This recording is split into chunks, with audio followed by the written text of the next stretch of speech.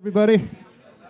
All right, welcome to Music Twindustry. This is Joel, that's Jason. What's up? We run a company called earthprogram out of Brooklyn, New York. We have a studio on Flatbush and Empire, out of which we distribute records. We also promote them, we develop artists, and we market records. Anything to add, Jason? That's pretty much it. All right, cool. We also consult. We consult. And we do a podcast together called Music Twindustry. As you can tell, we're identical twins. Yeah, and we've been in the industry for a bit of time, as you can tell by our beards. Yeah. So this is just a way to big up our friends and drink Red Bull together. Yeah. Yeah. So this is presented by the New York Month initiative of the New York City Mayor's Office of Media and Entertainment. It's a mouthful. It's a mouthful. We love to invite Shira Gans from that office to say a few words. Yes. Thank you, Is Shira. Is it on? Okay. Hello, everybody. I'm really excited to be here, and I'm excited for this event in particular. My name's Shira Gans, and I'm the Senior Executive Director of Policy and Programs at the New York City Mayor's Office of Media and Entertainment. Yes. It is a mouthful. For those of you who don't know our agency, we support all the creative sectors in New York City, and I'm the person who has the privilege of supporting the city's music industry. So we created New York Music Month in 2017. And we've grown it year over year. It's now the only music festival in the world like it. It's 30 days of publicly funded and publicly produced content. We have almost 40 free talks like tonight, but ranging on all sorts of topics, and more than 20 free shows that are a platform for emerging artists in the city. We also have 3,000 hours of free rehearsal space. So you can find everything on our nymusicmonth.nyc website. And tonight's super fun because Music Month is really about the community in New York. So Mike found, I don't know how Mike found me, but we were trying to remember. Our partner, Mike Glazier. Thank you. And then I was on the Twindustry Yes, you were. podcast. And Sitting on our horrible couch. That couch is horrible. And to any ladies, if you're ever on it, wear pants. That's what I learned the hard way. Anyway, it's just really like a community of folks who have ideas, and then we can work together to bring them to life. And so I will not stand in the way of this coming to life any further. And I'm excited to hear what you guys have to say tonight. Thank you so much. Thank you so much. Thank you, Shira. We also want to invite one of our one of our co-sponsors up. Oh, I think he just wants us to mention them really? at this stage. All So right, our big co-sponsor is Roy-Fi, Yes. which gives no bullshit advances to artists of all types. The fairest advances in the business. Yeah. Roy-Fi. When we met Peter, we're like, we can work with you. We're into your deal structure. Yeah, and he has ethics. Ethics. So, yeah, in the music business. unique in the business. Imagine that. Yeah. All right. Amazing. So check out royfi.com. Check out royfi.com and check out earthprogram.com. Yep. So let's invite our guests up to join us here today. So we got Steve Weatherby from Distro 7. If you want to come up here for a moment, we got Allie from Fuga, and Janette from Symphonic, and who else? Nick. Oh, and Nick Terzo Who from else? STEM. Nick How can I Terzo from forget STEM. Nick Terzo? Oh my So goodness. we got a lot of distributor companies up here today, but each does quite a different types of things. So sit wherever you're comfortable. Pardon? Yeah, Sorry, just sit dude. whatever you want. On the lie down behind here. Yeah, no, you're good. I love it. So yeah, this should be fun. There's nothing here that you guys don't know, so we'll go through this stuff together. So introductions are: who are you, where do you work, and what does your company do? What's your favorite food? First. Hi, everyone. I'm Allie Barbera. I work at Fuga, a downtown music company, and I'm the Director of Business Development for the Americas. My name is Steve Weatherby. Hello to everybody. I'm president of Distro 7. Hi there, I'm Janette Berrios, and I'm the VP of Corporate Marketing for Symphonic Distribution. And I think we haven't said what we do, right? You can if please you'd tell like. me what your company does. So we're an independent music distributor. We're based out of Tampa, Florida, but have offices of major music markets like Nashville, Mexico City, Brazil. And we focus on helping independent record labels and artists with their label services, anything from obviously DSP pitching, distro, collection of royalties, and a little bit of everything there. Hello, everyone. I'm Nick Terzo. Welcome tonight. I work at a company called STEM. We're a music distributor focused on the independent music space, obviously, and we've been in business for 9 years, and I don't know, we love supporting independent artists and labels. Thank you so much. Awesome. Well, I'm really stoked to have all you here. Thanks for showing up. Indubitably. Appreciate all you guys as well coming out tonight. When we do our podcast in Brooklyn from our little basement studio, we always joke that we have a live audience. Yeah, that's right. Well, it's normally just our interns, and thank you for our interns for Yeah, being our here tonight interns are as well. amazing. So thank you so much and, for your support. But tonight is our actual first real audience, so this is Yeah. kind of exciting. Don't mess it up, Joel. Yeah, I know. Did anybody find my brother's phone? Oh no, I found it. Oh, okay, I found good. It. I found All right, it. wonderful. So in 2025, that's the year, right? What should artists and managers seek in a distribution partner beyond playlisting and basic DSP access? What constitutes real value today, Steve? It's a great question. And I feel like if you're focusing mainly on independent artists, that's one side of the business. I think a lot of distributors focus on labels.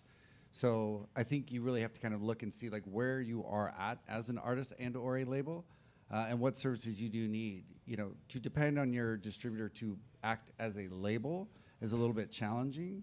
So I think, you know, there's some research that needs to be done, really, to understand where your artist is, you know, if they're brand new, if they've been established, like if they're doing well in Australia, if they're doing well in the US, et cetera.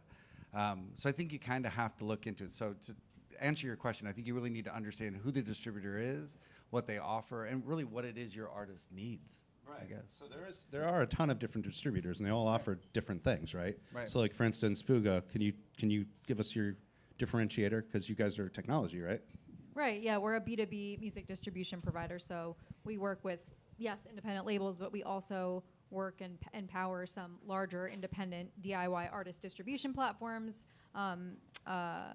within the music space. So they can leverage our technology to send their content from point A to B and have, you know, users well underneath the thumb of that, or you can just, you know, be a label and plug and play and just, you know, have your label staff upload the content directly.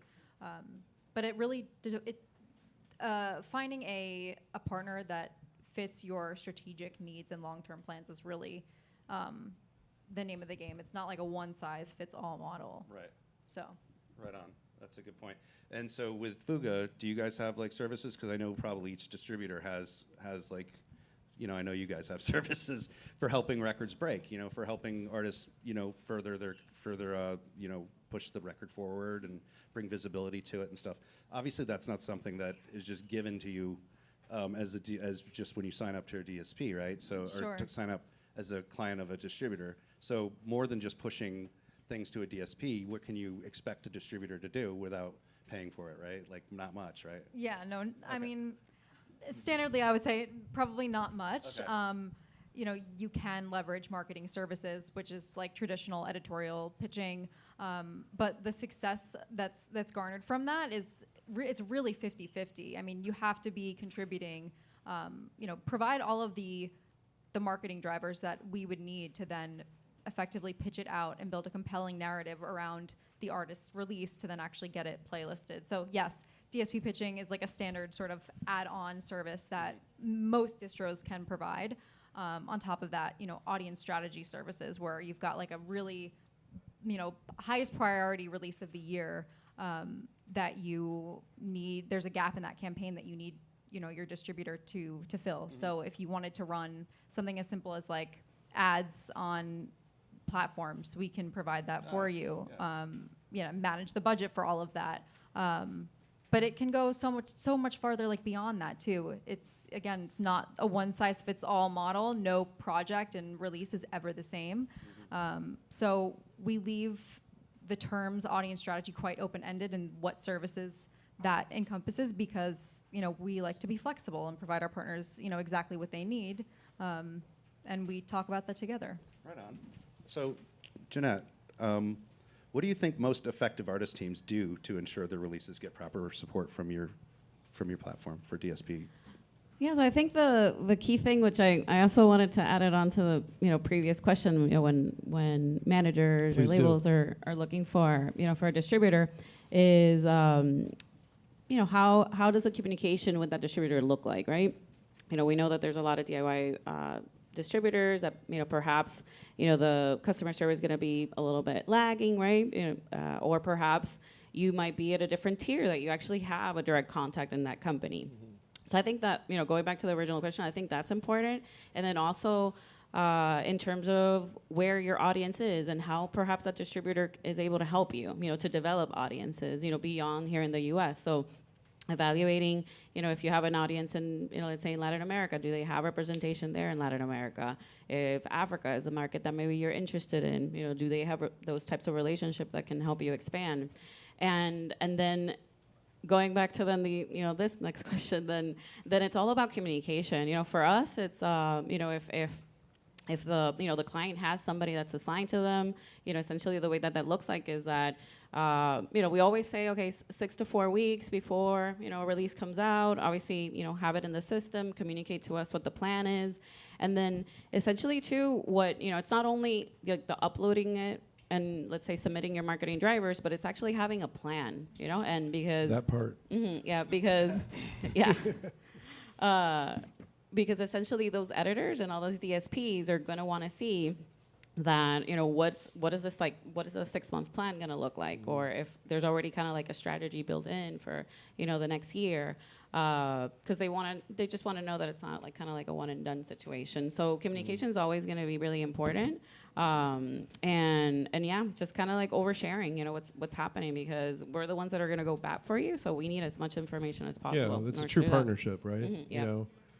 So it does require actual effort from an artist and or label to more than meet you halfway. Yeah, I mean, we used to have to make one sheets that were like, we're going to do this, do this, do this. The band is on tour in What was the Germany. other thing? Co-op cash available, end caps, and all this crap. Yeah. So I mean, there's virtual. That was in the physical distribution. That was in the days. physical distribution when we sell. So Nick Terzo from STEM, how do you define success for a release? Is it based on streams, revenue, discovery metrics, other KPIs? Yeah, I don't know. World Keep it real. Look, we're a business, so revenue certainly gets our interest. Of course it does. Of course it does. And look, if you're going to have a sustaining career, it's nice to see revenue versus, hey, that song popped off and now you've never been able to replicate it in any way, shape, or form. Yes. So it is kind of nice to see like a long-term strategy. And for me, I think more about revenue than I do streams or whatever. Yeah, of course. Metric. There is a difference, right? As actually making money versus the optics of success, right? Amazing. Steve, do you have any opinions about that? What constitutes success these days, or how do you define success? I agree with Nick. And just for reference, I used to work for Virgin Music. So going from a relatively large distribution company to a very independent, like we are very new, we are very small. It all goes back to like the strategy. And if you have if you don't know your own strategy and you come to us expecting us to create a strategy for you, I mean, that's probably not the best way forward. Like if you're an independent artist, I'm looking at my friend Feta here, like, you have to kind of understand who you are, what you want to do. We can help, but it's not necessarily up to us to tell you your strategy. We can suggest options, et cetera. But I mean, I think at the end of the day, success to me means a lot of things. If you're able to go out and tour and provide, create revenue from that perspective, and that's what your label side actually ends up doing, like that is success. Obviously, significant streams translates into generally significant revenue. And at the end of the day, you just want have the ability to actually make money to support your career.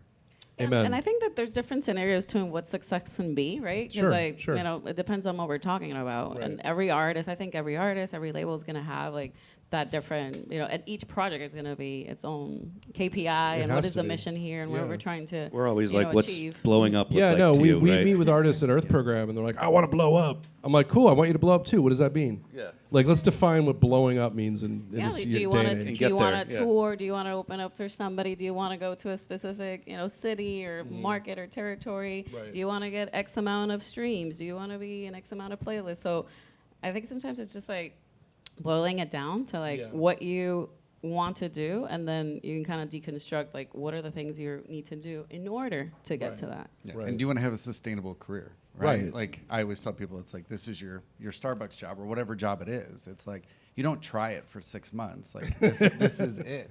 Yeah. So if you're going to put the time and energy into it, like really put the time and energy into it. Right. Like know who you are first, I guess. Right. No, that's excellent advice. Thank you. Joel? What? Oh.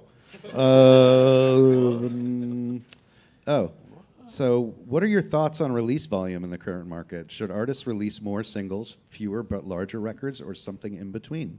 How about that, Nick? Oh, great. That one. We'll just ignore you if you that like. one. Yeah. No, don't ignore me. Yeah, I want to hear you. No, I look.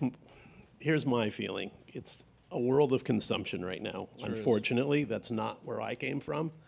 There's no gatekeepers. It's consumption, consumption, consumption. If you're not going to release, they'll listen to someone else's music. So it may be self-serving. We don't tend to be a platform that deals in quantity or large catalogs. It's not our thing. We're much more curated. But if I got to be in this marketplace, you better be creating all the time. I don't think there's a choice. Right. No, I agree with that. Allie, do you have an opinion about that? Yeah, I mean, I would say like there's a balance, I think, that has proven to be quite effective, which is that singles are building blocks. They serve as a tool towards building momentum that surrounds a larger release. So they go hand in hand. That's what I would say. But again, it's not. I don't think there's a straight like yes or no answer. Like yes, Right. singles all the way. Just always be Albums all releasing, the way. basically. Singles all the way. ABR. Yeah. But have a strategy behind it too, Yeah. right? Like, Yeah. so if you do have a collection of music, Right. like I think everybody feels the same way. It's like that consistency of release, Yes. right, is really important in the algorithm and just establishing. 100%. The algorithm is real, right? We're like doing hand-to-hand combat with robots every day, right? Like, this is my song, this is my song, knock, knock, knock, this is my song, this is my song, knock, knock, knock. You know, and eventually we've discovered, like, after 3 or 4 quote-unquote focus tracks, maybe the computer likes you, right? Right. So But to the fans, consistent I don't releasing leads to, consistent consumption, I guess. Yeah, I hate sure. that word, consumption. Consumption. Yeah, Maximize thank you. consumption. Yeah, I it's feel a- like sometimes I have really big, like mixed feelings with that because obviously, yes, like we now talk about releasing singles because Spotify is telling us Yeah. Right. that they're gonna refresh the playlist and you Right. gotta be there again. But does your audience want that? I don't know. So I think Truly. like you Good have question. to really, not every artist can get away. Yeah. From either the consumption aspect, from your fans wanting to listen to it and then be saturated, to even, having the resources and the means to actually be releasing that amount of music. Yeah. So I think people have to listen to. I'll be completely their honest. gut. I'm overwhelmed by music. I mean, I really am. I mean, true. with the amount of music coming out today, like every day on the DSP, it's like, I back in the day, and I'm not lamenting. I'm just saying, like, there was a time where I was like, I knew every producer, I knew every studio, I knew every engineer, I knew every songwriter. It's like, no, it's not possible now. Yeah. Well, I mean, it used to be a funnel, Right. right? Because the independent sector wasn't as large, I guess, in that respect. Right. So limited releases and artists kind of came through. Right. Now that funnel is a pipe. So It certainly every is. release that somebody puts out here, you're competing with Taylor Swift or Right. whoever. I mean, we could release this conversation as a record tomorrow. Right. Right. It Right. just becomes And it part would of be the number noise, one. right? There's so much noise at the DSP level, and like there are those records that are like, I feel sad for. They like have not even one stream, and it's like, wait, you didn't even listen to your own record, Right. Like, come on, man. But you know what I'm talking about, right? But even if you're an established artist, I mean, there's so much damage you can do to yourself out there now because of these algorithms. Right. If you're on a track that's maybe used in a movie, a film, and maybe it's something where you're not the primary and you did a guest thing, it affects your own artist algorithm in Certainly some does. weird way because it's not exactly what you're known for. Right. I mean, there's all this nuance that just Certainly. kind of is frustrating, but a distributor understands it maybe a little bit more than an average artist or Right. even a small indie label. Right. And I mean, there are unintended consequences with like social media, for instance. Like, remember the concept of a turntable hit, where it's like didn't actually sell any records. It's almost like the same. Like TikTok can have unintended consequences, right? Where you see that embarrassing thing on Spotify where it's like 40 million streams, and then the next track is like 10,000. Right. Right. And like, how do you recover from that? How do you truly recover from that? Yeah, I like mean, it's that- nice to make some yeah. income in the short term, but it's not really career building method, is it? I don't know. I still go back to it's like the hustle is real still, right? Right, And it's right. like if you're an artist and you're dependent upon others to support your career, Like you still have to support your career. You got to hustle. You got to connect the dots. People need to know who you are as an artist. And I just always go back because I feel like sometimes distributors aren't treated fairly, I'll say, and I know I'll probably get lambasted for that. But it's like we're not record labels. Like we're distributors, right? If you understand what the true responsibility of a distributor is, it's to deliver music, right? It's to distribute. But over the years, we've had to take on different responsibilities to sort of compete with labels. But you know, I have so many artists that are like, "What are you doing for me?" It's like, I don't know. What are you doing for yourself? What are you doing for yourself? Like, exactly. Like, meet me more than halfway. Tell me Right. something interesting. What are you doing right now? or tell your story. 100%. You know, that's amazing. Something Thank to you work so with. much.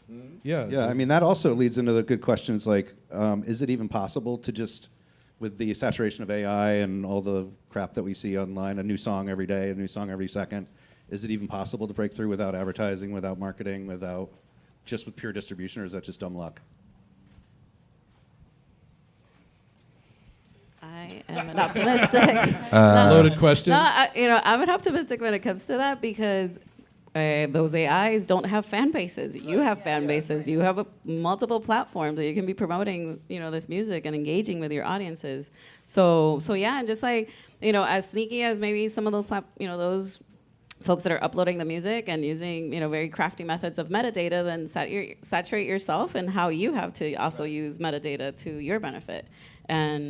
And yeah, you're ahead of the curve because you have an audience, so. Yeah, and tell your story. Like I'll keep going back to that because I feel like all of us here could have been born in the same city, same year, same et cetera, but we all have very independent stories. And I feel like there's so many artists out there.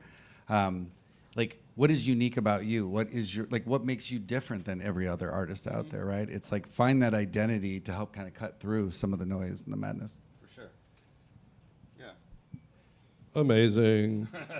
Thank you so much. I like the. We're having a conversation. Yeah, we're here, actually right? having a conversation. Not bad. This is good. This is normally what we do on our podcast. This so- is really fast. Normally, But it's normally like, we don't it's have normally like questions. Jason and I talking to each other and somebody in the middle. What often happens is Joel doesn't know the other person. Yeah. And so he's like, he has the opportunity to ask, all the questions. new questions. And I'm like, I already know this one. It's yeah. amazing. So to avoid streaming fraud, what proactive steps, if any, can we take to safeguard our releases? Right. This is a real issue, right? Streaming fraud. So what can we talk about that's positive or negative? It's fine.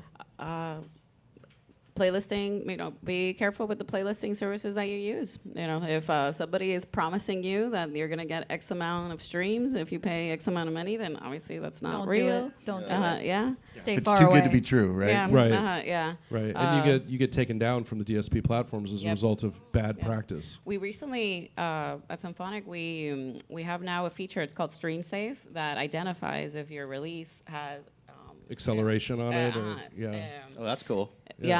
illegal activity. So then at least you can address it with us, and we Right. can then go, to the specific DSP. Oh, right on. That's you know, fantastic. Yeah. Mhm. Yep. Yeah, I mean, we face it every day as a distributor. We're like, hey, what did we do wrong here by advertising? Or basically one of our tracks might be embedded with like another, they're putting a crowd of songs around it. It's Crowd really of songs important. around it. Sorry, I've got to use the mic correctly. And our song is like stuck in the middle somewhere in the middle of the beef. And so they're artificially streaming the whole thing, and then we're hit with this, whatever, not getting paid for Takedown those. notice. Yeah, takedown notices or Yeah. whatever it is. And it's really difficult to, After the fact, go, have we it didn't do it. Go up, have Yeah. the music go up again. And I think if anyone guarantees something as Yeah. well, like that's Oh, for sure. not real. There's no guarantees in this life. Yeah. That's right. Yeah, Yeah. for sure. Only that, today. That's it. Yeah. Joel's in his bedroom with 100 cell phones. I can do this. repeat. Amazing. I think the interns do that. Yeah, no, we do. We got 3 of Yeah, them. fantastic Three of them with interns 100 from phones NYU. They're incredible. Yeah. Shout out to them. Yeah, shout out. Okay, so let's get into some more loaded questions. If you were launching a brand new artist today with no fan base and $5,000, what would your primary strategy be for the next 30 days? Anybody want to take this I one? think it's a good one. Who does? Anybody? Hot potato. No. That's a good one. It's not? No. Okay, but I mean, look. It's ridiculous. Is it? Take the $5,000 and get a van and tour. Yeah, no, mean, I agree with you. Like, that's the answer. There's no way I'm going to go from zero to You win. anything. Ding, ding, ding, ding. Ding, ding, ding. The original format tonight was going to be a game show. Yeah, it was gonna be a we, buzzer. we were going to do a been fun. buzzer and everything, but we're just like, yeah, that's too ridiculous. Yeah. No, Yeah, it's we were going done. to do it, like double I dare. mean, I don't know what I would do. What would your primary strategy be? Like advertising, marketing, throwing it out the Waste of window? money. You don't have anybody. You know, right? What are you yelling in Don't a move to forest? LA. No. Go out and Buy yell a in the forest. van, go tour. That's Right. how Right. it's done. That's a Right, good right. answer. I Yeah. was Spend more money Be making real. really good music. Yeah, no, I'm into that. That's a great answer, man. Okay. We were looking for We're looking for an answer. something a little bit like Sorry, that. I'm so. Yeah. No, you're not, man. You're Animated. keeping it real. When keeping it real goes wrong. I'm keeping it real. No, I think like developing, at least like developing. I like the developing your story. I'm glad you said it because our tagline is "Your story starts here." Yeah. But I mean, I think No. about that as us as individuals, just the so same. it's like at least like starting a story, having a good bio. Yes, there has to be good quality music. Look for potential venues that you can go perform. Yeah. But a lot of it is going to be content. It's just content creation. And there's so many tools out there now that, just recording on your phone, get a couple of nice apps in there, an aesthetic going, and anything that has to do with content, and then a little bit of advertising. I wouldn't go too crazy on that yet because you're still developing what that audience is going to look like. Yeah. But yeah, performing some shows and creating some content, video content. Sometimes I feel like operating with blinders on a little bit too, and not looking at what everybody else is doing is sometimes helpful. I mean, Yeah, even no, just when it comes 100%. to sound or like perfecting your sound and craft. Yeah. And TikTok, it's like kind of a little bit of a necessary evil. I find myself discovering artists all the time in TikTok that I really love, that I actually now, I'm going to a concert or a show of theirs, and Amazing. I found them on TikTok. Spending real money. Yeah. You just Amazing. don't need to do a dance, right? Yeah. Like just No, no, yeah, no. 100%. 100%. I think we had a question about TikTok actually. Like, if a song goes viral on TikTok, what's your follow-up strategy? Like, or if they have no strategy, what do you do? Like, what's a follow-up plan for a 48-hour emergency strategy, or do you just let it kind of So we fly kind away? of have like a baby case study with this because Doechii, we distributed Doechii Oh, nice. during the pandemic when she went viral with one of her tracks. And what we did in that case was present it to all of the DSPs as well. Like letting other DSPs know that this was doing well.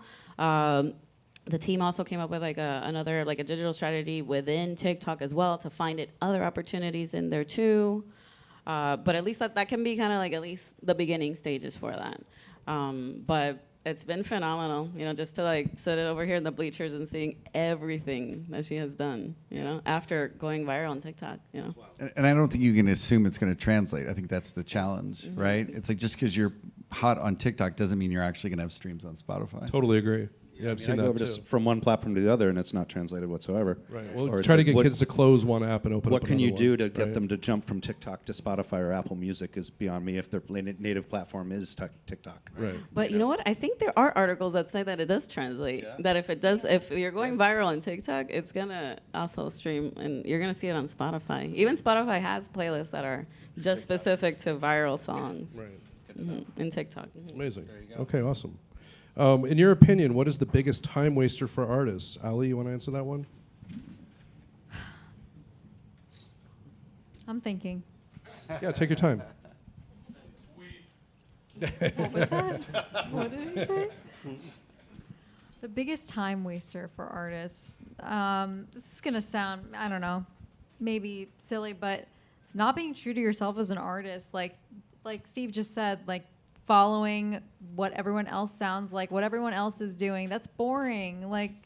And everyone knows that it's not authentic to who you are as an artist. Know your brand really well. Yeah. Yeah, comparing yourself. Yeah.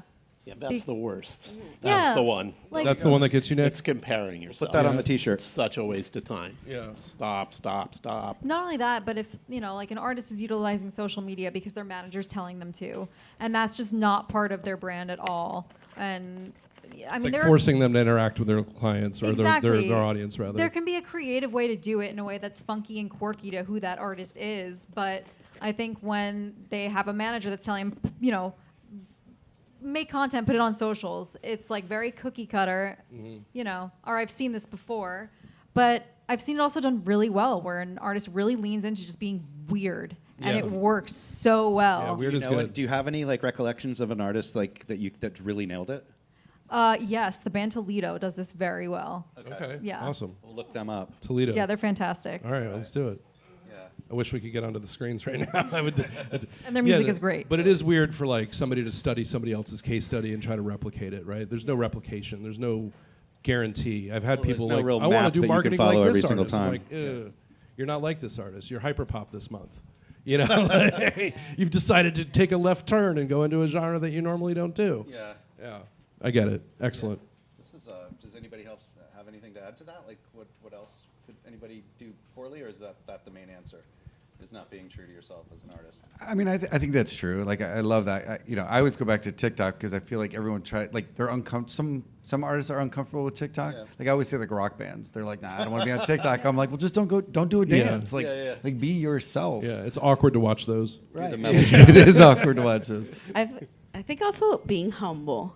You know, like I think gets you farther. You know, because I've had instances in which somebody just says like it's just like being disrespectful, and then it's like I still have to help you. I will help you, but I'm not gonna do it with the same kind of like No. devotion Dripping in what's it called? Entitlement.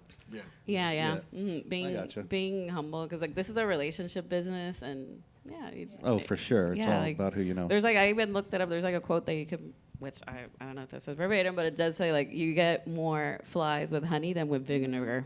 Yeah, for sure. It's 100% in real life. In all aspects of life, right? Yeah. I want to add one more thing to this. Please. Also, don't focus so much on just playlisting. That's Well, that was one of the Amen. questions actually. Is like, does playlisting matter in this day and age? Like, there's so much music being distributed every day. Like, it's impossible for the DSPs to curate it properly. So, what does playlisting mean in this day and age? Like, what is the value of it other than optics? Like, I got this really cool playlist. Like, great. Did anybody discover you? Did anybody follow you? Did anybody save you? Like, You're number 48 on it, or Right. for something on it. right. Like, I'm not listening to 6 hours of New Music Friday on a Friday. It's not happening. I don't Gotta think go you to the should beach. depend on it. That's for sure. I mean, I feel Right. like playlisting is a lot like sync. Like I think a lot of artists like just assume Think it's- that is going yeah. to happen. Yeah. And it can help. But to your guys' point, it's like, what's the follow up? What's the strategy if that sync or that playlist actually happens? You know, because they can come and go very quickly. And if you don't take advantage of that scenario, that situation, then you lost it. So you have to have like a game plan pretty much ready to rock. Yeah, 100%. Cool. Break in case of emergency. Break Yeah. the Right. Plan first, execute well. Right. Right on. Clearly. Well, yeah. Cut. Measure twice. Cut once. Right. Is that right? Whatever you want to Great say. management advice. Amazing. You want to take the next one, Jay? No, you can. Okay. Are there any consistently overlooked territories or DSPs where you're seeing surprising revenue or fan growth opportunities? That's territories or DSPs that normally people don't commonly look at. Boomplay, Angama, Geo7. Let's see what else. So it's like MENA, like the Middle East, Northern Africa Deezer areas. is now kind of like coming Yeah, back. Amazing. And, and Yeah. Latam, they're pretty heavy there. I know they're from France, but Boomplay for sure. I would say also. Is that the African service? Yes. Yeah, okay. Yeah, and Audio Mag too in Africa. Uh-huh. Doing a good Right stuff on. there. That's awesome. You got anything to add there, Nick? No, I mean, it is, those are growing territories. I mean, I don't know what that means towards the other part of the question, which was if you're seeing money from those territories. That's another question. Are we but- missing? Are we not? Are we overlooking But those certainly territories? or- Africa and India, I mean, is really interesting, the growth there. So. But side note on I think on that too is like know your territories. Like know, because I've seen numerous times where they're U.S. based artists, but they have activity in Australia. Why do you have activity in Australia? You know, is it a DSP? Is it a sync? Is it a placement? Like, what is that? Right. And I think it's helpful to like understand your analytics just so that you can plan your strategy around that. Yeah, I mean, and with analytics, like, how do artists use those exactly? Like, I mean, I know each one of your platforms has killer analytics. What does that mean exactly? Is that showing us our streams? Is that showing us our social media aspects? Is it both of those things? Well, I can tell you that for Fuga's analytics platform, it'll give you everything from like the source of a stream to where, like geographical location, and particularly interesting is the source of a stream. So consumption metrics, like what are the skip rates? Are people listening all the way through? That shows that listeners are engaged. and the source of a stream rather. So, excuse me. Are they listening from an algorithmic playlist or is it an editorial playlist? You know, that gives you an indication of like the discovery and the loyalty around, you know, who's listening to your music. And then you can use that to make informed decisions on what you're going to do next. We're going to spend some money in Australia. Sure, yeah. Or we're going to get on a plane and go to Australia Yeah. and play some shows. That's right. But you know, to Allie's point though, I feel like, and I don't want this to come across like in a negative way, but education is really important, right? Like, because if you don't understand what she just said, Yeah, exactly. you're not going to understand the analytics. And I think, you know, I think everybody on this panel like understands that and is good about sort of educating, but you have to ask the question. If you just assume you know and you don't know, that could work against you. Yeah, and I think yeah, because that's as you know, you were speaking. I also think it's like, yeah, because it's very overwhelming, like for an artist to be like, okay, I need to focus on, you know, my craft and do this, and now I have to be a data scientist as well, and you know, be able to interpret this. They're looking at like a crypto exchange. Yeah, but I think at least, you know, from at least like the basis is like, okay, seeing where your streams are coming from. Not everybody's gonna be able to pick up and go over there and, you know, flag and do a show, but find creative ways of maybe finding other artists in that region that have, you know, a similar sound, or maybe there's opportunities of collaboration. So then you can increase your streams, and, you know, like at least like, you know, collaboration is always going to be like the easiest way. Yeah, you know? I agree with that. That's awesome. So at least getting creative with that, and then, you know, we always have a friend that maybe might know a little bit more about marketing than you do. So maybe have that friend help you out in creating some, you know, some ads, and put a pixel in there in your website or whatever landing page that you're driving people to. So you can start seeing not only, okay, these people are from X city, but they like to do this and they like to do that. What are their tastes and affinities? So then you can build, you know, audiences around that. That's fantastic advice. Yeah. Excellent. Exactly. Okay. like Okay, I'm let's watching get tennis. into this one. What's the most common mistakes artists or managers or labels or IP owners make when choosing a distribution partner? Lowest rate. I don't disagree. Anybody else? Well, Oh, there's back cheap, that up. there's cheap, and there's value, obviously. Right, Like, right. So you can get the cheapest thing, but it's not going to give you any value in the end. You Right. know, like, because value is a combination of cheapness Yeah. and the services and the customer satisfaction that you receive. Right. 100% of nothing is still nothing.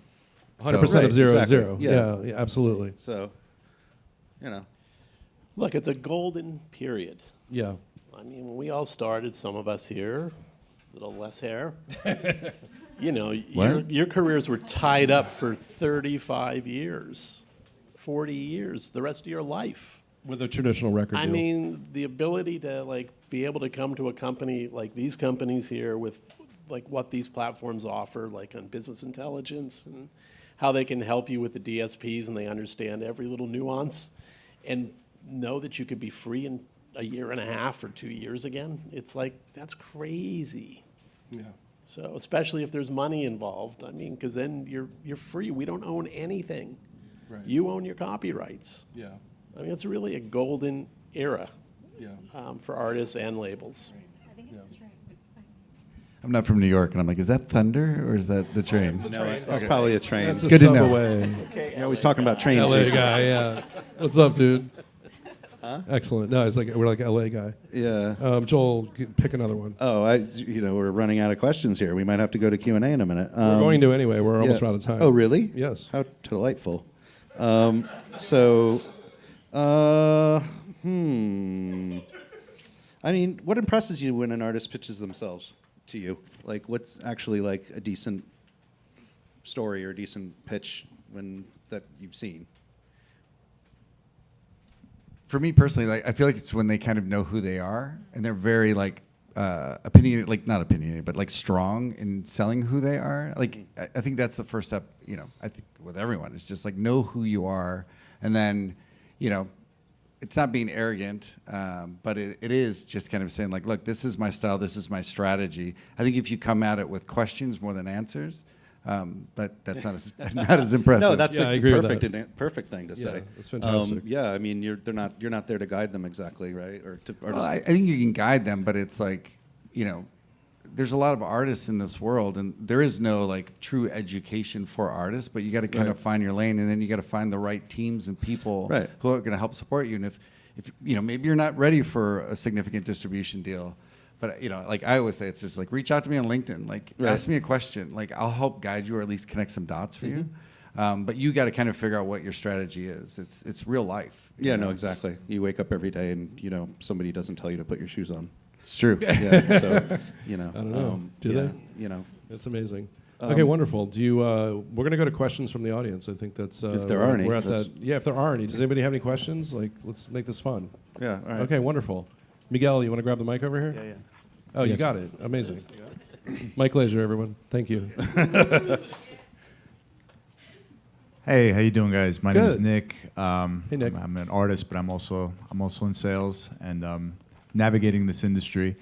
I heard you guys talking about how there's a lot of services that these platforms offer that are almost in competition with labels at the moment. And I'm interested in knowing what the trajectory you think would be with these types of platforms in terms of, do you think that there's anything like an epicenter that will ever evolve where you guys will have the kind of influence that labels used to have? If I were to think of my favorite labels back in the day, like Def Jam, like Fonia Records, stuff like that, because I'm kind of, like, my love for the industry as the years go on, it gets diluted with less of that presence, and I'm wondering if this is like a new era of something else topping off into that that kind of push, which I would love to know if it is.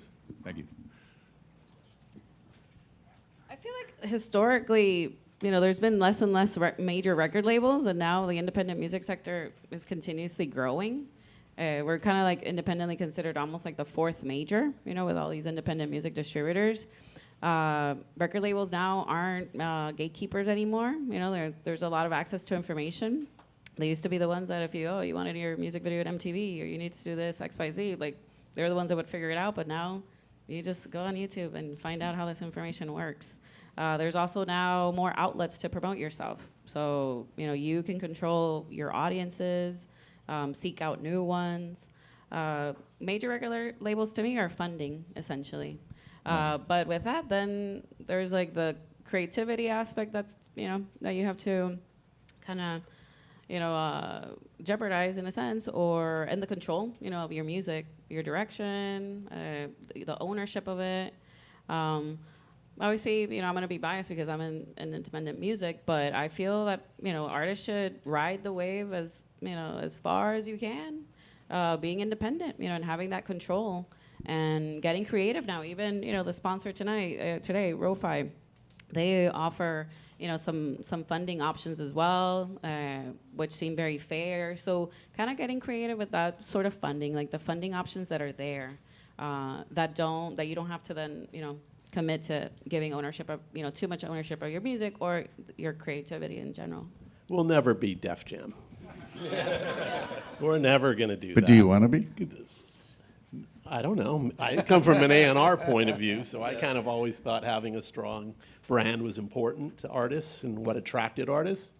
I don't think as distributors we have that.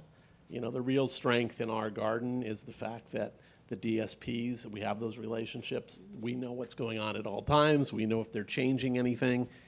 We have a lot more information that unfortunately, you know, someone who's out there using a real DIY service is not going to have access to. So I guess that's our strength.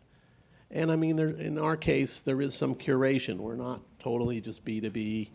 So, you know, we do have to have some chops at some of the artists we choose and stuff. But I don't think it's ever going to be the STEM is like the next Def Jam, unfortunately. Someone once told me that if major labels quit releasing new music, they would actually make more money because they overinvest in new artists, and it is hard to compete with that, you know. Frontline music is tough. Yeah. Right. New music is tough. Right, and I feel like something she said about just like staying independent. Like I've always said, is like stay as independent as you can for as long as you can, because you want to create value. Like, you know, there are probably so many stories of artists signing major record deals at too early of a stage in their career, and that can actually kill your career. Yeah. So, you know, if you maintain and you build, and I think it was back to Joel's point, it's like if you create a name and value for you, that becomes more valuable. And if you hustle on your own and you create your success without a label or a major label, that's really attractive for them, just the same.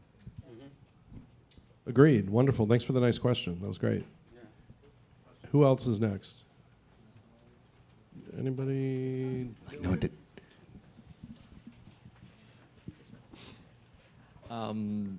This is on, yeah. First and foremost, thanks so much for being here today. This is really, really cool for this whole room to hear everything. We focus a lot on, coming from the talent management side, previously working with a distributor also, a big focus of ours was always the digital side of, providing the records to the distributor, or to the DSPs. But we haven't touched on physical at all. And, in a lot of markets, that's still a really big deal. I was wondering, from your perspectives, what is the state of physical records? What's the future of it as an emerging, undiscovered, independent artist? How important is that to building your career? We offer physical distribution, but typically I think like on RNBC, it's more for established acts, as you might suspect, because if it's, like those physical distributors, like they'll definitely want a really robust plan of, do you have any already like retail history? How many, there's a big investment as well, in terms of all the units that you need to purchase. And at least like what we're seeing, there's like a slight increase, in vinyl. It seems like it's more like the common kind of like coffee table kind of situation, It seems that Urban Outfitters seems to be one of like the biggest retailers, so that's an inclination that's definitely kind of like a more coffee table situation. But I think like for us, we recommend, yes, like we have some vendors that we recommend for pressing, particularly if like an artist is going on tour.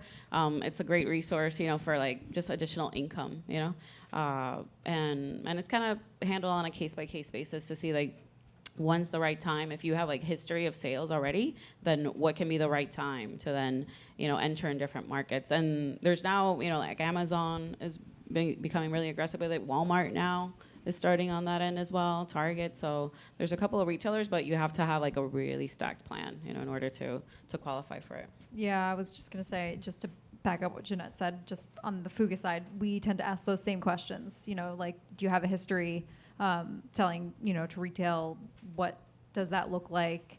Is the artist a bit earlier in their career to the point where it doesn't make sense to make that leap at that stage, but maybe down the line when you've got a few more releases under your belt and there's more established audience. So yeah. But I do agree, like marketing pieces. Sorry, I keep pointing to you, Federico. Because we had this conversation just previously. He was like, oh, my physical still does well. And part of that is it's a live performance marketing piece, right? And if you're doing well at your shows and you sign for a fan, like maybe it never comes out of the sleeve and onto a record player, but it's a memento, it's a piece, it's a token of that show, and that can be helpful.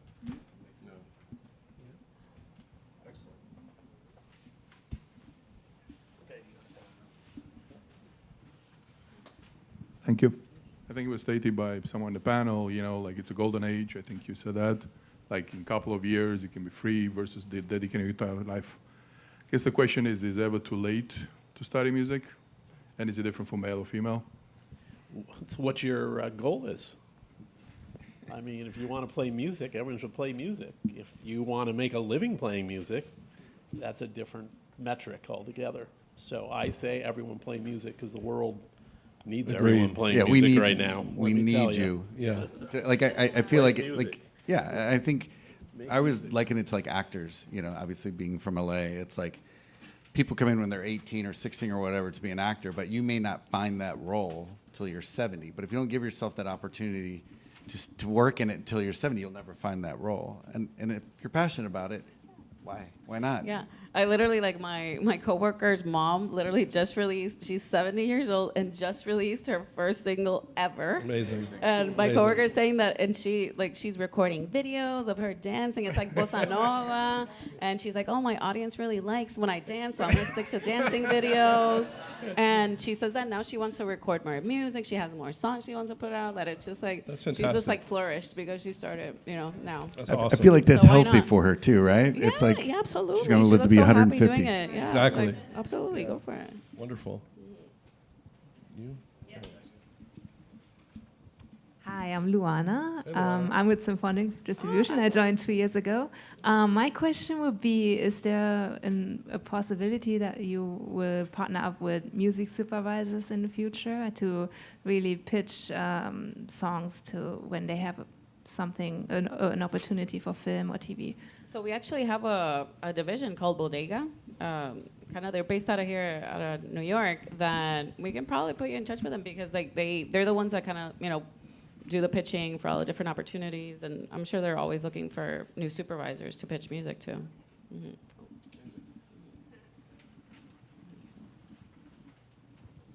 Hi there. Thank you so much for the panel. It's very funny and also educating, and I can tell like you guys really care about what you're doing. So I'm an artist, and I forgot my question. I'm so sorry. I know my question, but I was thinking I had this whole speech, but whatever. So I'm an artist, and I have a fan base, good socials. I've had like placements with like an Oscar-winning movie and a major video game placement. So it's all great, and it's like I feel like things are happening. But as an artist, I'm like, oh my God, I want it to be faster. So I just want to be like super mainstream. So I got into thinking maybe I just need like money.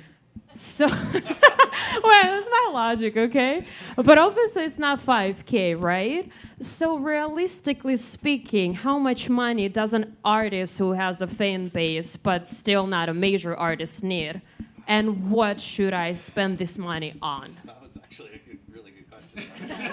We had this in our book originally, and I was like, I don't know if that's a good question. Yeah, you eliminated it. I don't know yeah, why I you did eliminated it. It was crazy. like, what would you do with 10 grand, and how would you spend it? Well, you did ask that question. Yeah, You said, no, I what said should 5 grand. Okay, well, and whatever. something about a baby artist. This is like about an established artist, Right. that actually has material, has content, Right. has a fan base. Okay. And how much money would they need in order to make a dent, and what would they do with it? Right. Good question. Let's go for it. I mean, you could be super lean with what money you spend. I guess it really depends on the type of quality of video content that you want to put out there. But what I would say is quite effective is hire a videographer, do some behind the scenes recordings of you leading up to the release of a project. Chop up all of those videos and release that. So it's like they're like teasers. A/B test it to see what's working, what isn't, and then you keep your fans engaged leading up to the release of the project. You've got more content to put out besides just the singles or the EP or the album itself. I think. Post like 500 trial reels a month. Oh, okay, that was good context to have. About like big moves, not like what everybody's doing. We're trying to doing all that, but I'm like, we're talking big moves. Yeah, I would say something to look at because you've had some big moves, like the sync placements. You've had some pieces of success. Analyze what was the thing that worked the most. When did you see any spikes of more audiences? And that's what then you should follow. Or if you have more goals of like you want more sync placements, so it's like so work. Find the proper agency that maybe works with similar similar music as yours. Sync, if you've gotten sync placements, that's pretty good, because that's gonna, that means that the music is good. It's gonna also find audiences. So it's just like sometimes it's unfair a little bit sometimes to say, what would you do with 10K, because everybody's pretty unique, and your goal is gonna be different because you're gonna get X amount of streams, but I feel like the ultimate goal where people find more audiences is playing live, because that's how you connect with a person, directly, and you're gonna probably tell a bunch of other friends of like, oh my God, you have to check this out, or maybe they go online and reshare it, in their own personal social media. So I think, at times like the ultimate thing should be to get more shows, because those people are gonna become, more connected with you, but because you have those sync placements, then it's just about, what do you want to do exactly, and then go from there. It's unfair for me to say, 10% should be to this and 50 to that, because it might not be accurate, That's excellent. That's excellent. But I would also say too, and I think you mentioned that, it's like lean into what worked before. Maybe you lean in a little harder, right? Yeah. So if there's something, if it's a campaign or if it's something like that, and you saw success, then maybe you up the ante a little bit. I mean, that's really, you know, the investment from the major labels is really what kind of puts it over. And you don't have to spend that type of money, but maybe lean in a little further into things that work. Yeah, we had an artist one time with like serious money. It was like, I want a billboard in Times Square. I'm like, no one knows who you are. Right. It's like crazy. Like, what are you doing, man? Like, it's embarrassing. No. The answer is no. Let's blow her up tonight. What's your artist name? I go by Andy Darling. Andy Darling. All right, Yeah. we'll all check it out. Thank you. Amazing. Right on. Yeah, one more question, please.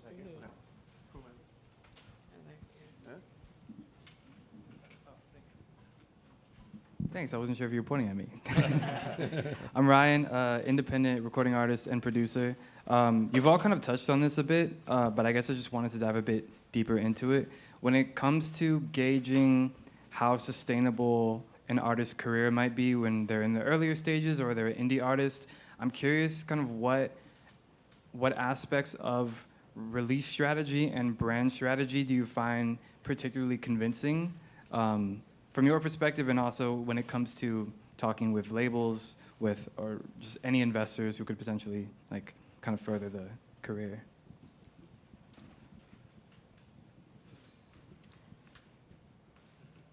So what do labels see to invest in you in order that will predict that you're going to have a sustainable career? Yeah, like what aspects of, particularly like the brand strategy and the release strategy of like, kind of where's your vision as building a brand as an artist, but also how is that connecting with maybe the frequency of releases, maybe the type of releases, things like that, if that makes sense. I mean, I feel like they kind of go hand in hand. Creating a brand strategy, I mean, I feel like that's something that you work on like constantly. You know, I don't know if sometimes you don't know maybe what that brand is initially, and as you develop and you kind of get into it. I don't know if I'm 100% understanding the actual question, and so I apologize for that. But I do feel like, you know, when you're starting out as an artist and you're just trying to find that fan base, you have to try different things. So maybe you don't have a release strategy or a brand strategy, but when you start to identify that, sometimes I think it becomes apparent because of the releases and of, you know, just the activity. Yeah, and it's tough too because you see that certain artists, they blow up in kind of like in like decades, you know? They have like their moment. So I think sometimes those moments represent that maybe you have like a voice or a message that resonates with, that's unique, but that it resonates with a lot of people, you know? Maybe from the, you know, like from the perspective of where you're coming from. But yeah, as you were saying, you know, us as humans, we're constantly gonna be changing anyway. So even what might be relevant today, you know, 20 years from now, it's not, and you're gonna be different anyway, you know? And the release strategy, I'm sure, is going to be completely different because we're going to be listening to music and somewhere else, some other device, some other company, you know. So yeah. Yeah, evolution is real. Awesome. Well, I think we're good. I really appreciate you guys all coming out tonight and supporting us. Earth Program loves you. We want to thank the New York Mayor's Office and Shira Gans, and we want to thank Roy Five for the co-sponsorship, as well as Nick, Janette, Steve, and Allie.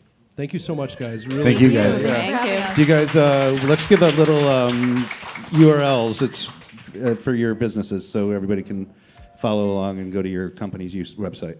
Fuga.com. That was easy. Quirky, but Distro7, but DSTRO, the number 7.com. Futuristic. Symphonic.com. STEM.is. All right. Yeah, and Got we're the earthprogram.com. domain. Yeah, thanks for everybody coming out. This was really cool and really fun. Thank you so much. Thank you for Shira, and thanks for Mike Glazer for helping us produce this and pulling it all together. We're out. Everyone